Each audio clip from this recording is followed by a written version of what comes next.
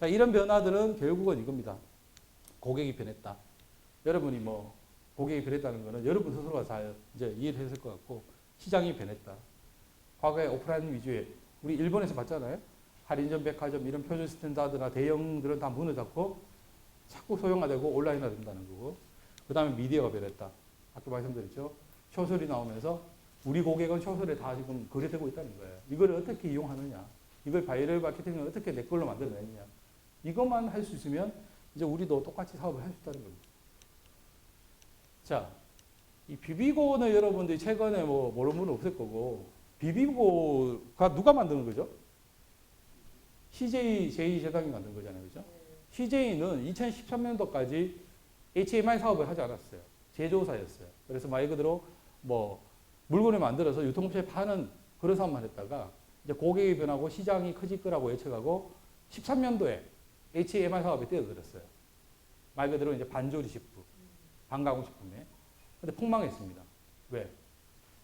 기존 사업자와 차별화를 만들어내지 않고 그냥 카피만 한 거예요. 쉽게 말하면 우리 차 시간에 제가 얘기했던 경쟁력 없는 과일 가게를 열었을 때 하루에 5만 원 만든 거하고 똑같아요. 그런데 자기 분석했죠. 왜 우리가 망했을까? 분석해 보니까 기존의 냉동만두를 만드는 풀몬이나 회태나 오뚜기하고 차별화가 전혀 없어요. 근데 거기는 그걸 만든 지 30년, 40년 되니까 마켓 세어를 잡고 있잖아요. 후발주자가 따라갈 수가 없잖아요. 분석했어요. 어떻게 했다? 타겟팅을 철저하게 프리미엄을 했어요. 기존 거보다 훨씬 더 고급으로. 대신에 가격은 몇 배? 2배 또는 1.5배 비싸게 받았어요. 처음에 비비고 만두 나왔을 때, 왕교가 나왔을 때 가격이 뭐 혜태나 풀몬 거 5,000원, 4,000원 하면 8,000원, 9,000원 했잖아요. 가격이 더블했어요. 근데 그걸 먹어보는 순간 고객이 이거는 만두 전문점에서 만드는 것보다 더 맛있네? 라고 돼버린 거죠. 그 전에 폭망했을 때는 그냥 카피했을 때는 똑같은 만두를 만드는 거야. 저가형을. 근데 더 좋은 제품, 고기도 제일 좋은 거, 그리고 거기에 들어가는 채소도 좋은 걸로 하면서 타겟팅을 최저하게 프리미엄했다. 그래서 이제 비비고 만두가 처음에 첫 해에 10억 팔던 게 불과 한 4년 만에 1,500을 팔았는데 올해 매출 1조라고 합니다. 왕교자 만두 하나만. 왕교자. 단일 품목 1조는 엄청난 거예요. 여러분들이 이제 잘 모르셔 그러는데 우리나라 단일 품목 하나만 예를 들면 과자 1등이 한 30년간 세곡간 하다가 한 3년 정도 양파링으로 바뀌었거든요. 양파링 1등 총 매출이 얼마냐면 780억이에요. 라면, 우리나라 사람들은 라면 엄청나게 잘 먹잖아요. 그죠? 뭐 1년에 뭐 거의 한 200개, 300개 먹잖아요. 그죠? 국민이 그렇게 먹는 라면이 1등, 3등, 4등까지 다 합쳐가지고 총 매출이 2조예요. 2조. 그러니까 농심, 오뚜기, 팔도, 그 다음에 삼양. 이 4개사가 만든 총 매출이 2조 2천 정도 돼요. 그러면 이 단일 품목 왕교자 하나 1조는 엄청난 거죠. 예. 그것도 몇 년 만에? 4년 만에. 그리고 나서 이 비비고 왕교자가 성공하니까 CJ가 만든 게 지금 180개 정도. 지금은 안 만드는 게 없죠. 부대찌개부터 시작해가지고 뭐 육개장. 기존에 50년간 우리나라 HMI 산업의 1등 주자는 오뚜기였어요. 시장 점유율이 마켓세어가 30% 됐어요. 근데 비비고가 불과 4년 만에, 이건 뭐 지금 현재 팩도 아니고 2017년이니까 진출한 지 몇 년 만에? 3년 만에 시장 점유율을 40%를 뺐더라고요. 한번 생각해 보세요. 한 품목 산업군에 50년간 오뚜기가 30% 시장 점유율을 하고 1등을 하고 있는데 후발주자가 들어와가지고 3년 만에 그걸 40%를 역전시켜버렸다. 이거는 이유가 뭡니까? 철저하게 어떻게 했다?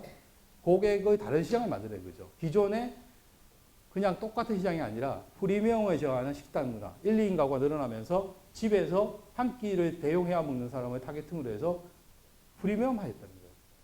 그래서 아까 제가 전 시간에도 얘기했죠. 앞으로 시장은 어떻다? 철저하게 원가 절감을 해서 저가형 시장으로 갈 것이냐, 아니면 진짜 좋은 상품은 고프리미엄 시장으로 가냐의 상품이지 표준을 지향하면 안 된다는 얘기잖아요. 상품도 마찬가지고 사업도 마찬가지죠. 그래서 표준 시장은 지금 사라지고 있어요. 아까 다이소도 있잖아요. 다이소 30년간 1조 만들다가 2조 만드는 데는 3년밖에 안 걸립니다. 그래서 여러분들도 타겟팅을 어떻게 갈 것인가도 사업에 상당히 중요합니다. 그런데 이제 개인이 프리미엄 지역에서 성공하는 것들도 있습니다. 마켓클리라는 기업이 있어요. 여러분 이제 다 아시죠? 이거 사업 진출한 지 이제 4년밖에 안 됐어요. 2015년도 5월에 여성이 공동구매를 시작했어요. 네이버 스타업팜에서. 김설아라는 대표가 여성분이에요. 그 당시 37세. 지금 이제 42세. 근데 작년에 매출이 1조예요. 온라인 전문 식품관을 만들었는데 프리미엄을 지정했습니다. 프리미엄. 그래서 이게 이제 작년도에 발표된 거예요. 작년도. 작년 기준으로 거래 회원이 300만 명, 판매 중인 제품이 1만 개, 컬리 단독 PB 제품이죠. 자사가 만든 컬리 PB가 2,000개, 비식품 매출 비중이 20%, 식품이 80%가 팔리는 온라인 쇼핑 전문 업체를 만든 거예요. 온라인, 오프라인이 아니라. 근데 이 시작은 재밌죠. 2012년, 15년도에 창업했다 했잖아요. 불과 30억에서 시작했어요. 그런데 1년 지나니까 170이 되고, 2년 지나니까 500이 되고, 3년 지나니까 1,500이 되고, 4년째 5천억이 되고, 5년째 지금 1조가 됐다는 거예요.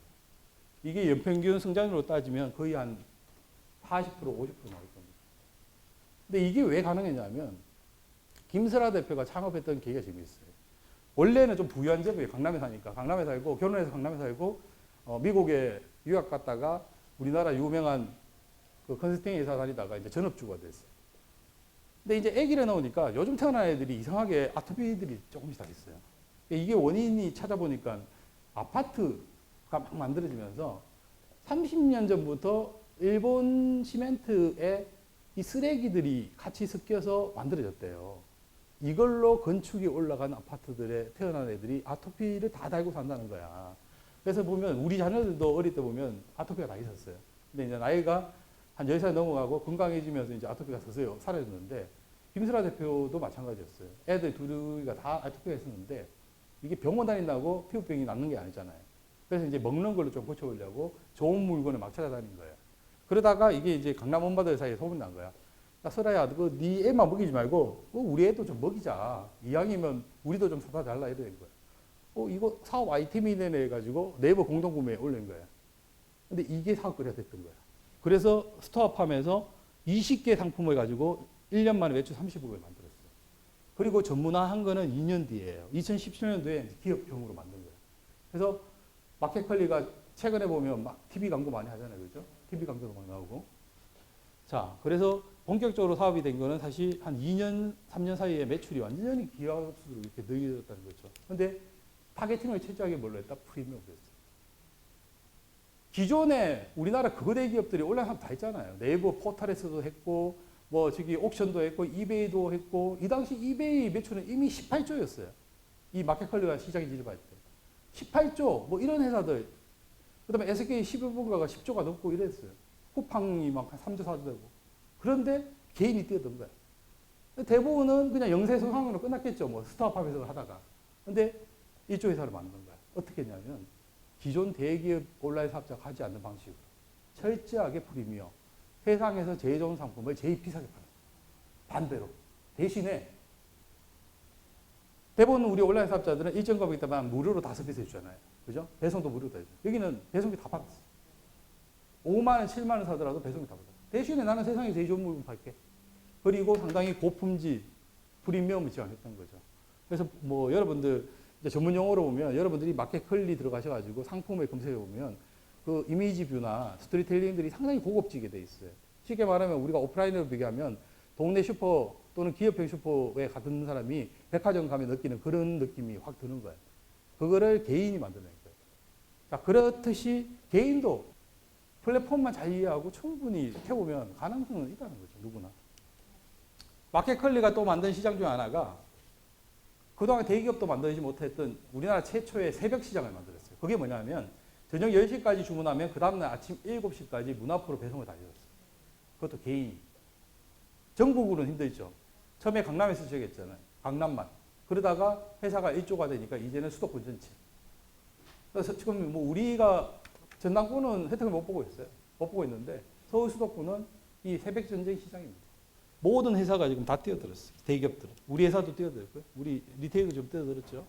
자, 더반찬, CJ, 더반찬, 동원, 롯데, 헬로레이츠, 뭐 이마트, 쿠팡, 마켓컬리 새벽 시장에서 지금 전쟁터입니다. 유통업체들. 고객은 얼마나 편해요. 내가 차 막히는데 서울교통은 할인점 한번 가는데 3, 40분씩 차 몰고 가야 되는데 저녁 10시까지만 주문하면 그 다음날 아침에 우리 집은 딱 출근하기 전에 갖다 주는 그런 세상이 되는 거예요. 올해 우리 회사가 요기요라는 배달 웹하고 이걸 사업을 시작했는데 배달 사업을 시작했어요.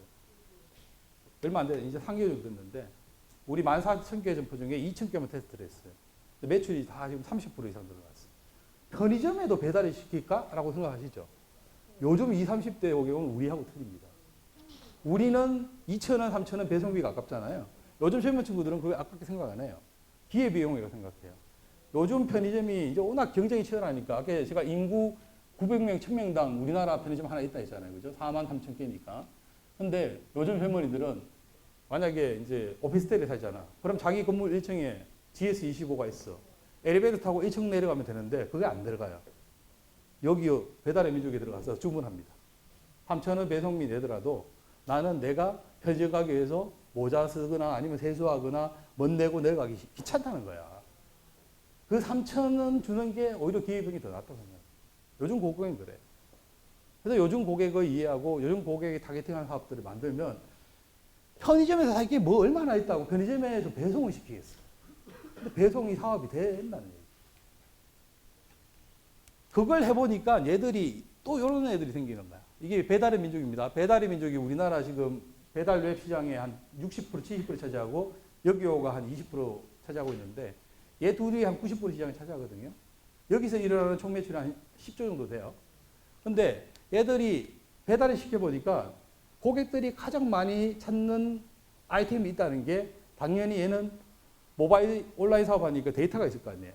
보니까 한 2,000개로 압축되는 거야. 뭐 예를 들면 생수, 그리고 맥주, 술, 뭐 샌드위치, 빵, 기타 등등 부식거리. 요거만 가지고 사업할까 해가지고 배민이 뭘 만들었냐면 전국에 수도권에 3개의 광역 유통센터를 만들어 놓고 거기에 2,000개 상품만 가지고 주문 배달을 하기 시작했어요. 그게 배민이 뛰어든 유통업이죠. 그래서 이름을 뭐라고 하냐면 비마트라고 지었는 거예요. 이게 올해 나왔어요. 그러니까 배달웹, 단순히 배달웹으로 사업했던 배달의 민족이 이제는 유통업까지 하는 거예요. 왜? 자기가 플랫폼을 가지고 있으니까. 그리고 고객이 찾는 상품은 자기 데이터에 다 있으니까. 그걸 가지고 그 상품만 갖다 놓고 배송을 자기 사원들 있잖아요. 배달의 민족이 다 연결되어 있는 배송 매니저를 통해서 배송을 시키는 거예요. 근데 이걸 누가 시킨다? 지금 10대, 20대, 30대 애들은 2,000원, 3,000원에 대한 배달료를 부담을 전혀 안 느껴요. 그렇기 때문에 이 시장들이 만들어진다는 겁니다. 요거는 이제 제가 벤치마킹에 대해서 좀 말하라고 만든 장표인데, 여러분들 편의점 가면 지금은 이 아이스 아메리카노나 뭐 따뜻한 아메리카노 다 드셔보잖아요. 그죠? 이거 시장에 나온 지 이거 딱 4년 됐습니다. 2015년도에 나왔는데, 제가 여기 발령날 때 좀 만들어졌어요. 그 전에 이제 우리 MD 하나가 일본에 가서 이제 이걸 벤치마킹하고, 일본이 한 3년 전부터 이게 유행이 됐어요. 편의점에서 커피를 파는 게. 그래서 이거 우리나라 가져오면 사업 되겠다 해가지고, 이제 이렇게 임원들 모아놓고, 신상품 요거 검토하겠다고 발표를 했는데, 임원들이 다 캔슬했어요. 안 돼. 이 상품 우리나라에 안 먹힌다고 했어요. 자, 안 먹힌다고 얘기한 이유가 뭘까요? 왜 우리나라 편의점에서는 이게 안 먹힐 거다 라고 얘기했을까요? 자, 편의점의 고객은 남자가 많아요, 여자가 많아요? 남자가 76% 됩니다. 남자의 내 역할은 뭐냐면 단순, 무식, 직선적, 그리고 빠른 걸 좋아하고 복잡한 걸 싫어해요. 반면에 여성의 뇌는 운해다 보니까 공감각형이에요. 남자와 여자의 언어는 완전 틀려요. 그래서 왜 우리 임원들은 이게 싫다고 했냐면, 이게 안 된다고 했냐면, 자, 이 상품을 사려면, 자, 아이스 아메리카노를 한 잔 먹기 위해서 남성 고객이 냉동고를 가야 되죠. 그리고 얼음컵을 자기가 꺼내야 되죠. 이걸 가져와서 비닐을 벗겨야 돼요. 그죠? 그리고 머신기 앞에 가서 이걸 올려놔야 되죠. 그리고 20초간 누르고 기다려야 되죠. 이걸 가지고 또 계산대에 가야 되죠. 이 복잡한 거를 할 만한 우리나라 부지런한 남성 없다는 게 결론이었어. 우리 50, 60대 임원들은 다 그렇게 생각했어요. 왜? 우리가 이미 업력이 30년이니까 그 통계를 가지고 있는 거야. 우리나라 남성은 일단 게으르다. 복잡한 걸 싫어한다. 그냥 빨리 사서 그냥 나가서 계산하고 나가기를 원하는데, 자기가 셀프로 이걸 다 할 만한 남자의 어떤 성격을 가진 사람이 없다. 이렇게 된 거예요, 결론은. 근데 이 상품이 도입이 안 될 뻔했어요. 그러다가 이제 젊은 임원이 한 3명이 있어가지고, 그래도 괜찮은 상품 같은데 한번 테스트 기간에 거쳐보자 이렇게 된 거예요. 그래서 이제 그 사이에 테스트 기간 동안 이제 머신기를 막 발굴 했어요. 그래 여기 이제 여기 나와 있듯이 유라라고 유명한 머신기인데요. 이게 1,400원짜리입니다. 우리 편의점에 있는 게. 그리고 이거 이제 머신기를 가지고 여기 최적화된 이제 원두를 막 찾기 시작했어요. 그 시점에 제가 이제 발령이 났어요. 여기 전라도 여수로 발령이 나가지고 10월에 농업기술 전라남도 농업기술이 나주에 있습니다. 나주에 3년마다 국제농업박람회가 있어요. 그래서 17일간 장기 이제 파견에 나갔는데 그래서 이제 심심해가지고 한 3일 있다가 MD한테 전화해가지고 여기 고객 테스트할 고객이 엄청나게 많은데 머신기 4대만 좀 내려보내라. 그래서 내가 오전, 오후 한 30분씩 무료 제공하고 테스트 한번 해볼게. 그래가지고 4대를 받았어요. 그리고 이제 무료로 오전 30분, 오후 30분 이제 이렇게 커피 한 잔씩 드린다고 하니까 야, 우리나라 사람들이 참 커피 한 잔 먹으려고 줄을 서는데 150m까지 쫙 내줄 서는 거예요. 완전 장관의 표시입니다. 나주 농업 박람회 가보셨죠? 규모 엄청나게 크잖아요. 그죠? 그 박람회 완전 네 줄이 150, 여기서 쫙 끝까지 서는 거야. 끝에 있는 분은 이거 한 잔 얻어보려면 3, 40분 기다려야 돼. 그래도 서 계십니다. 근데 이제 좋았던 게 이거예요. 이 머신기. 대단해요. 이게 머신기 여러분도 아시다시피 생수기 원래하고 똑같거든요. 생수기처럼 물 땡겨와서 순간 발열해서 커피가 내려질 거 아니에요. 근데 이게 연속 30분을 기다리는 동안 제공하는데도 뜨거운 물이 계속 만들어지는 거예요. 이게 신기해요. 이 조그만 기간에서 고장이 안 나고 150잔, 200잔이 연속으로 계속 나오는 거예요. 그래도 뜨거운 물이 계속 공급이 되는 거예요.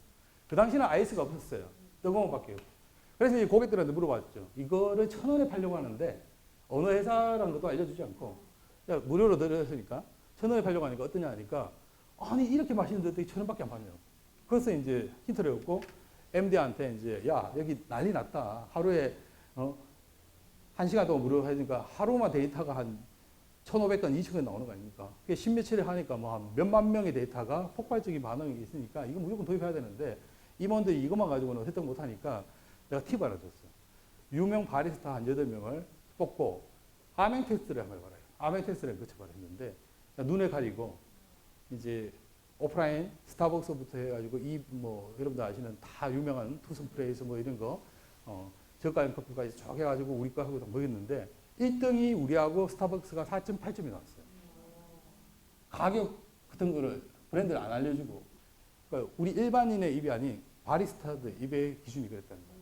그러니까 눈을 가리니까 구별을 못하는 거예요. 그래서 대박이 났던 거야. 역시나 뚜껑을 열어보니까 2015년 말에 오픈했는데 2016년도에 우리 회사가 막 이제 진출하기 시작했죠. 그때만 해도 모든 점포에 들어간 게 아니죠.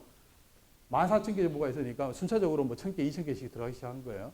지금도 100% 아닙니다. 지금도 한 10,000개 정도밖에 안 들어가 있어요. 근데 2018년 2년 만에 9,200자를 팔았어요. 네. 오프라인에 가서 편하게 앉아서 1시간 정도 난 여유를 즐기겠다는 사람은 스타벅스 가서 4,600원짜리 마시면서 디저트 하나 시키면 1인당 단가가 10,000원 나오거든요. 그래요 드시는 분도 있고 편의점에 가서 똑같은 맛을 구현하는 커피를 1,500원에 드시겠다면 이제 편의점 오는 거예요. 근데 문제는 뭐냐면 이 시장이 없던 시장이 생긴 게 아니죠. 그럼 누군가를 빼들어 왔을 거잖아요. 그럼 누가 가장 타격을 많이 입었을까요? 차별화 안 된 경쟁력 없는 오프라인이 죽었겠죠. 편의점이 모두 다 패잖아요. 이거 작년 기준으로 매출이 1조 한 2천 됩니다. 1조 2천. 근데 여러분이 만약에 관심을 가지고 이거 여러분이 만약에 일본에서 라이센스를 내가 계약권을 가지고 들어왔다. 그리고 뭐 편의점이나 국내 유통사에 이걸 뿌렸다. 여러분 지금 1조 회사에 CEO가 돼 있는 거예요. 웃을 일이 아닙니다. 이게 벤치마킹이에요. 그래서 너무 벤치마킹을 남의 일이라고 생각하지 말라는 거죠. 제가 아까 서민갑부 할 때 얘기했잖아요. 여러분 얘기다. 서민갑부를 관심 있게 보고 거기에서 뭔가 모티브를 얻으려면 충분히 서민갑부에서 모티브들이 많이 나옵니다. 왜? 4억, 6억, 7억 다 여러분이 추구하는 숫자들이거든요. 근데 이것도 마찬가지예요. 그래서 제가 그 식품을 하는 분들은 진짜 일본에 좀 자주 가볼 필요 있고 일본에 가서 공부만 하는 게 아니야. 아침에 일어나서 한 6시, 7시까지 놀아요. 열심히 놀고 관광도 하시고 단 저녁에 2시간만 하려 해서 편의점과 기업형 슈퍼를 가보시고 꼭 2시간 정도는 거기서 내가 관심 있는 사업 분야 또는 내가 좀 고민하고 싶은 상품에 대해서 쭉 둘러보시고 패키지를 공부하시고 그리고 그때 유행하는 것들이 뭔가를 보면 자, 우리 MD 눈에는 이게 들어와요. 왜?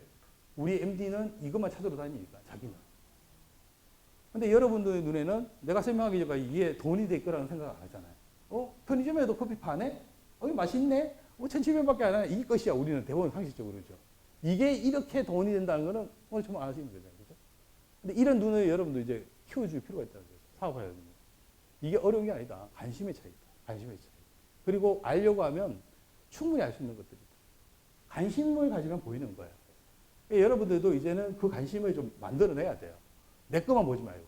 내 것만 보면 절대로 사업에서 성공하기 힘들어요. 왜? 세상이 저렇게 가고 있는 걸 몰라. 나는 우물안 개구리야. 세상은 아까도 있지만 제가 1시간 반 동안 저렇게 갔다고 얘기했는데 그걸 여러분이 공감하는 분도 있고 아직도 그게 맞나라고 생각하는 분도 있다는 거죠. 특히나 지방은 더 심해요. 왜? 변화를 마지막에 느껴요. 인구가 가장 작은 전라남도 같은 경우는 세상이 천지개벽을 한 뒤에 들어와요. 이런 유통들도 우리는 지금 하나도 못 느끼잖아요. 왜? 가장 뒤에 들어오기 때문에. 한 10년 뒤에 들어올 거예요. 그리고 지자체가 못 들어오게 막아요. 대기업들을. 지자체장들이 대기업 들어오면 눈치 보이잖아요. 선거 4년 뒤에 해야 되는데 상인들이 몰려와서 인허가 해주면 죽여버린다, 살려버린다, 가두고 오고 뭐 자살한다고 막 엎어버리고 이러는데 어떻게 허가를 해줍니까? 그러니까 제가 얘기하는 것들이 하나도 여러분 와닿지가 않는 거예요. 근데 서울 수도권은 지금 이렇게 다 바뀌고 있는 거예요. 다 바뀌고 있어요. 지금 우리나라의 유통의 수준은 거의 세계 탑이라고 보시면 돼요. 근데 문제는 이게 너무 빨리 꼭지를 찍었어요. 아까도 했지만 우리나라 유통은 편의점이 1990년도가 최초고 할인점이 1993년도가 최초예요. 그때부터 우리나라가 산업화되기 시작해서 유통이 30년 만에 다 만들어져 버린 거예요. 이제는 세태기로 간다 했잖아요. 온라인 빼고는 다 세태기로 가고 있잖아요. 근데 우리는 그걸 못 느끼는 거예요. 그냥 표준 스탠다드밖에 우리 주변에 없기 때문에. MD들 눈에 보이는 게 내 눈에도 보이는 눈을 자꾸 키우려면 결국 많이 봐야 되는 거예요. 많이 봐야 되는 거예요. 똑같이 여러분들도 자기 상품을 관심 있게 보면 네이버라도 뒤져봐야 돼요. 그리고 그 상품들이 얼마나 이미 많이 올라와 있고 얼마나 상품도 있고 그 상품들이 온라인은 또 이미지 뷰를 만들잖아요. 그럼 스토리가 어떻게 돼 있고 어떤 스토리로 해서 어떻게 이미지 뷰를 만들어가지고 어떻게 고객이 접근하는지가 이미 다 나와 있는데 그것도 공부 안 해. 그리고 본인은 2천만 원 들여가지고 동네에 있는 저기 인쇄소 가서 만들어 왔다는 이미지 보면 어디 찌다시보다 못해. 그게 현실이라는 거예요. 근데 뒤져보면 더 좋은 게 많은데. 벤치마킹이 그런 거거든요. 자, 이게 이제 우리 유통업체 용어로 종방에 조심해라.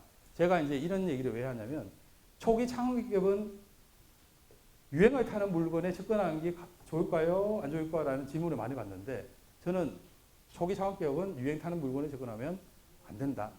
폐가 망신한다. 그것도 말로. 왜 그러냐면 자, 이게 과거 한 10년 전, 7년 전에 한참 유행했던 여러분들 다 아시는 상품이잖아요. 그죠? 자, 슈퍼푸드라고 갖고 가다가요. 알로니아 엄청나게 광풍들이 있어요. 이 전라남도는 산지다 보니까 워낙 많아요. 아로니아, 베로니아, 그 다음에 여주, 이런 거 다 똑같은 상품입니다. 근데 보통 유행이 몇 년 만에 끝나냐면 빠르면 4년, 5년, 늦으면 7년 정도 가요. 자, 여기 그런 거야. 딱 2017년도에 국내 생산량이 8,500톤을 초과했어요. 돈이 된다고 하니까 누가 뛰어들냐면 수입업자 뛰어들어요. 얘들이 수입해 오는 양이 8,200톤이야. 근데 우리나라 1년에 소비되는 양이 얼마냐면 8,000톤이에요. 그러면 딱 국내에서만 생산하면 이게 팔려야 되는데 얘가 뛰어들어서 가격을 어떻게 떨어뜨리죠? 3분의 1 토막, 4분의 1 토막을 만들어버린 거야. 작년에 나왔던 기사 그대로 내가 이걸 압축한 겁니다. 불과 3년 전에 10kg에 도매가가 12만 원이었는데 지금 가격은 10,000원이랍니다. 근데 작년에 아로니아 10kg를 재배하는데 들어가는 원가가 얼마냐면 인건비, 본인 농장 인건비, 비료값 포함해서 25,000원 정도 들어요. 그러면 농사를 심해질수록 어떠하다? 손해가 1억 팔면 1억이 손해가 나요. 자, 우리 회사의 식품연구소에 셰프들이 12명이 근무해요. 호텔에 10년 이상 근무한 친구들이. 근데 이 친구들이 12명이 6개월간 테스팅을 해서 시장에 나와서 반응 검사하고 마케팅 검사하고 신상품이 만드는데 6개월 걸려요. 그리고 시장에 내놔요. 근데 그게 성공 확률이 몇 프로 정도냐면 40% 정도예요. 우리 같은 대기업이 우리 플랫폼에 신상품을 만들어서 팔아도 이 기간의 테스트를 거쳐도 6개월 뒤에 성공하는 비율은 40%밖에 안 돼요. 10개 중에 6개는 거래가 안 되거나 금방 사라지는 거죠. 근데 이제 이 얘기는 제가 창업 과정하고 똑같은 거예요. 과연 여러분이 지금 이미 창업하신 분도 있고 창업 준비하는 분도 있고 상품이 나온 분도 있지만 요 단계대로 내가 한번 고민하고 사업화를 하고 상품이 나오는 경우가 과연 몇 프로냐? 대부분은 그렇지 않을 거다. 그죠? 대부분이 창업 배경을 보면 대부분이 가공 상품들을 어떻게 만드냐면 내가 원물을 재배해서니까 이게 낙가되는 게 30%야. 아까워.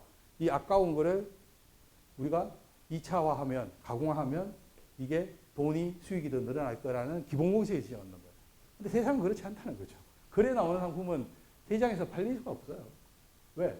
이미 다 팔리고 여러분이 생각하는 어떤 아이템도 거의 100원 다 시장에 이미 나와 있어요. 근데 아까 제가 첫 시간에 했잖아요. 그거보다 내가 어떻게 돼야 된다? 가치가 있어야 된다. 밸류가 있어야 된다. 더 좋은 걸 얘기해 줘야 된다. 고객에게. 근데 내가 만약에 더 좋은 거 얘기 못 한다. 가격 더 저렴하게 얘기 못 한다. 라면 고객이 왜 미쳤다고 여러분을 부상하게 보고 사주지 않는 이상은 사줄 이유가 없다는 거죠. 반대로 이제 저희 창조경제센터를 통해서 2억, 3억 하던 기업이 이 순간에 70억, 80억 된 사례도 많아요. 근데 이 기업들의 특징은 바로 차별화된 상품이 이미 준비되어 있었어요. 누구든지 MD만 만나면 이게 팔릴 수 있는 상품이 있었는데 지방의 소규모 기업이다 보니까 아무도 관심을 안 가지고 봐주지도 않았던 거야. 매출 10억이 있대, 3억이 있대, 5억이 있대, MD들 만나달라면 누가 만나줍니까? 대형 유통사님들. 아무도 안 만나주죠. 근데 상품은 최고의 상품을 만들어 놨던 거야. 그런 기업이 2년, 3년만 MD를 만나게 해주니까 이런 성과들이 나오는 겁니다. 이 상품 같은 경우도 15년도에 13억 매출하던 기업인데 이걸 우리 GS25 편의점에서 6개월 만에 50억을 팔았어요. 이 크리스피 치킨이라는 3,000원짜리 상품을. 3,000원짜리 50억을 팔려면 몇 개를 도대체 팔았던 거예요? 1억 개 이상을 팔았던 거죠. 자, 그 이후에 이렇게 유통업체가 많이 늘어나면서 지금은 거의 100억대 기업이 됐어요. 누구나 이래 될 수는 없다. 확실하게 차별화된 게 뭔가가 있었다는 거죠. DA 업체도 마찬가지예요. 여기도 여러분들 흔히 보는 고구마 말랭이잖아요. 그죠? 근데 이걸 가지고 우리 GS 슈퍼에서 연간 매출이 한 70억이 지금 나오고 있습니다. 지금 고구마 말랭이 엄청나게 많아요. 근데 똑같은 고구마 말랭이가 이렇게 되지는 않아요. 똑같은 고구마 말랭이가 아닙니다. 이 상품은 거기보다 훨씬 경쟁력이 있는 상품이에요. 그래서 여러분이 내가 고구마 말랭이를 한다면 이런 기업들을 사보고 이거보다 더 좋게 만들 자신이 있어야 되는 거예요. 이거보다 못하면 시장에 나와봐야 아무 소용도 없다. 아무도 MD들은 관심이 안 가죠. 여기 뚜보과자 업체도 마찬가지예요. 2억이 때 저하고 만나가지고 20억까지 지금 매출을 만들어놨는데 우리가 흔히 아는 뚜보과자는 밀가루 함유량이 거의 40%입니다. 쉽게 말하면 우리가 콩나물 전문집 가면 이렇게 계산대 앞에 꼭 두부과자 만들어놨잖아요. 그죠? 근데 그거 먹어보면 금빵하고 비슷해요. 그죠? 텁텁하고 소화 안 되고. 왜냐하면 밀가루가 상당히 많이 들어가거든요. 근데 이 업체는 국내산 두부만 가지고 40%를 만들어가지고 상당히 한 끼 대용이 가능한 상품이 된 거예요. 그래 트렌드에 맞는 거죠. 한 끼 대용이 되니까. 또 하나는 특이하게 오븐기 제조 과정이 있어요. 오븐기에 먼저 들어가요. 우리 베이커리처럼. 오븐기에 들어갔다가 유탁을 하다 보니까 세상에 없는 고소함이 나오는 거죠. 그리고 두부 함유량이 40%니까 진짜 소화가 우리 밥 먹는 것보다 더 잘 되는 거야. 그래서 이 상품은 0세부터 80세까지 남녀노소 불문하고 한번 구매하면 재구매율이 거의 80%예요. 그러다 보니까 시장에서 넓게 진출만 됐지 계속 성장할 수 있는 모멘텀이 있는 거죠. 근데 이것도 마찬가지. 2억이 때는 아무도 안 쳐다봐요. 근데 이제 MD를 강제로 보게 해주고 만나게 해주다 보니까 매출이 기업수 지금은 뭐 모든 대기업에 다 진출돼 있어요. 지금 해외 수출도 이거 하고 있고. 2, 3억 매출하고 있다가 갑자기 옆에서 뭐 기관들이나 이런 지원 사업들이 대표님 요 공장 요 때만 하는 데서 2억, 3억 하는데 와, 이 공장만 한 50평 되고 뭐 해썹 시세 갖추면 이거 뭐 10억 우스운데요? 저리 5억, 뭐 1%, 0.5%라고 하죠. 5년 뒤에 갚으면 되니까 뭐 빨리 벌어서 갚으면 되죠. 대부분 다 여기로 듣고 그대로 그냥 실행합니다. 그래서 제가 정착률이 20%밖에 안 됩니다. 거기에 꼬시키면 안 돼요. 거기서 안 꼬시키고 차라리 30평, 40평으로 가셔가지고 매출 6억, 7억을 만들면 진짜 세상에서 제일 행복한 숫자가 된다는 거예요. 1억, 1억 5천 흑자 내면서 편안하게 살 수 있어요. 근데 이렇게 되면 기업화되죠. 아까 얘기했잖아요. 1년에 최소 30억, 40억 해야 BP가 된 거예요. 그래야 이제 돈이 10원씩 모이기 시작합니다. 이 회사는 흑자 보려면 한 50억은 찍어야지 흑자 1년에 4억 5억 나오는 거예요. 근데 본인 돈은 자그마치 40몇 억이 들어갔어요. 만약에 이 회사가 우리 전남 상정센터의 어떤 지원이나 MD 지원을 못 받고 이 상태 망했다. 그럼 어떻게 될까요? 망하죠. 망하는데 이 회사에 들어가던 땅값이 14억이고 설비비가 30억이거든요. 설비 30억은 나중에 폐업하면 어떻게 되는 줄 아세요? 호출이 되거든요. 2천만 원 줍니다. 30억이 2천만 원 폐업하고 나면. 그래서 위험하다. 특히 가공은 진짜 위험하다. 그래서 규모의 영업을 꼭 하셔야 돼요. 그래서 이제 그럴 때 전문가 도움을 받으셔야 돼요. 그래서 이제 저희 같은 기관에 찾아와서 이런 거를 충분히 상담하고 어떤 방향으로 가야 될지 충분히 알고 가시는 분하고 그냥 본인이 사고 치는 분하고는 나중에 정상적으로 틀어집니다. 그래서 아까도 제가 했잖아요. 기관하고 협력해서 창업하신 분은 보니까 50% 60% 살아남는데 대부분 본인 혼자 창업하신 분은 18%에서 20%밖에 살아남지 않는다. 라벨리라는 빙수 하순에 있습니다. 우리 회사 전용 PB 제품을 만들어요. 아이스크림. 이 회사는 지금 10억일 때 우리 회사 만나가지고 지금 매출이 500억 정도 돼요. 그냥 거대 기업이 됐죠. 이 회사가 성공한 비결은 하나 있어요. 기술력. 여러분들 다 아시는 설빙. 설빙이 눈꽃 아이스크림 만들잖아요. 가나다란 진짜 너무나 부드러워요. 설빙이 그래서 뭐 일약 스타처럼 갑자기 컸잖아요. 그죠? 이 회사는 설빙이 만든 눈꽃 그 가루보다 더 가는 가루를 3년 전에 이미 만들었어요. 그때 우리를 만난 거예요. 2013년도에. 그리고 나서 우리 회사 PB 제품을 만들고 우리 회사 GS25 가서 이런 빙수를 한번 찾아 드셔보시면 이게 이제 하순에 있는 조그만 회사가 만든 상품인데 이렇게 고급진 게 있네라고 느낄 겁니다. 이 차별화가 있다는 거죠. 차별화만 만들면 어떤 기업도 성공을 할 수 있습니다. 이렇게. 다모라는 기업인데 고흥에 있는 여기는 창업한 지 1년밖에 안 됐어요. 만 1년이고 횟수는 2년인데 자 장아찌를 만드는 기업이에요. 장아찌. 사회적 기업 인정받아가지고 18년 5월에 창업해가지고 그해 12월에 사회적 기업 예비 인정을 받았어요. 자, 이 기업은 제가 왜 눈여겨봤냐면 창업 예비 과정 때 저를 만나서 제가 멘토링했어요. 멘토링했는데 그 육성 사업에 공부를 해가지고 이제 예비 인정 준비를 하러 왔다가 멘토링 제 이 강의를 듣고 찾아와서 막 쫄라가지고 저한테 인생을 좀 맡긴다고 해서 이렇게 컨설팅을 해주는데 장아찌는 사실은 어떤 유통사 MD도 관심을 안 가집니다. 세상에서 가장 경쟁이 없는 상품이거든요. 저는 이 회사의 가능성을 어디서 봤냐면 지금 시대 트렌드하고 맞는다. 딱 세 가지가 나와요. 첫 번째는 여기 있는 그림처럼 사회적 기업에 일하시는 분이 70대, 80대, 90대 우리 어머니들이다. 향수를 자극할 수 있는 요소를 가지고 있다. 두 번째는 이 장아찌가 설명이 없지만 자기 손자가 먹어요. 1살짜리가. 저염식 장아찌다. 트렌드에 맞는 거죠. 자, 1살짜리가 먹을 수 있는 채소. 요즘 학부형들이 제일 고민이 뭐냐면 우리 애기들도 마찬가지인데 김치를 안 먹어요. 채소를 입어야 안 돼요. 근데 이게 1살짜리도 먹는단 말이에요. 주먹밥을 해주거나 볶음밥을 해주거나 이때 사용하면 테마가 되죠. 그리고 세 번째 사회적 기업이라는 테마를 모티브를 가지고 또 하나는 12달 동안 숙성시킨다는 거. 그리고 저도 몰랐던 사실이 고흥지역이 우리나라 산채나물의 70%가 재배돼요. 국내산이다. 국내산 우리 덜풀에서 자란 산채를 가지고 저염식 1살짜리가 먹는 사회적 기업 70대 80대 우리 할머니가 자녀 손주를 생각하면서 만든 상품. 이게 바로 요즘 말하는 스토리텔링입니다. 겁니다. 똑같은 상품이라도 아까 제가 했잖아요. 없는 스토리라도 만들어내야 된다. 그래서 아까 제가 그런 얘기 있잖아요. 남들보다 기존에 있는 서비스나 상품보다 차별화돼야 되고 만약에 똑같으면 차별화가 뭔지를 색깔을 입혀서라도 만들 이런 게 그런 겁니다. 똑같은 장아찌라도 색깔이 입히면 되는 거예요. 그러면 뭐 이거 몰라서 안 샀겠어요 그동안? 그런데 이렇게 사주는 거야. 그래서 1년 만에 매출이 2억이 나왔어요.